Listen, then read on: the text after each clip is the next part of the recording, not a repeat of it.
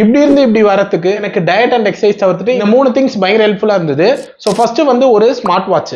So smart watch use பண்ணி நீங்க எவ்வளவு கேலரிஸ் பர்ன் பண்ணிருக்குன்றதையும் அண்ட் எவ்வளவு ஸ்டெப்ஸ் நடந்திருக்கணும்ன்றதை ஈஸியா ட்ராக் பண்ண முடியும். ஸோ ட்ராக் பண்ணிட்டு கோல் செட் பண்ணி இன்னும் பயங்கரமா நம்மளால புஷ் பண்ண முடியும்.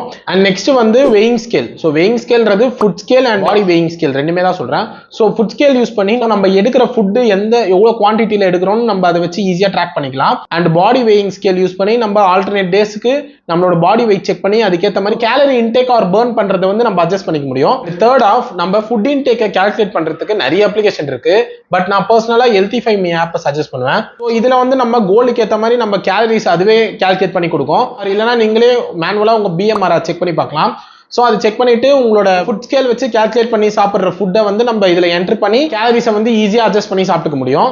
ஸோ இந்த விதத்தில் தான் எனக்கு இந்த டெக் ப்ராடக்ட்ஸ்லாம் என் வெயிட் லாஸ் ஜர்னிக்கு சிம்பிளாக இருந்துச்சு. ஸோ நீங்கள் யாராச்சும் weight loss or weight gain பண்ணுறீங்கன்னா நான் சொன்ன இன்ஃபர்மேஷன் உங்களுக்கு ஹெல்ப்ஃபுல்லாக இருந்தா இல்லையான்னு கீழே கமெண்ட் பண்ணுங்க.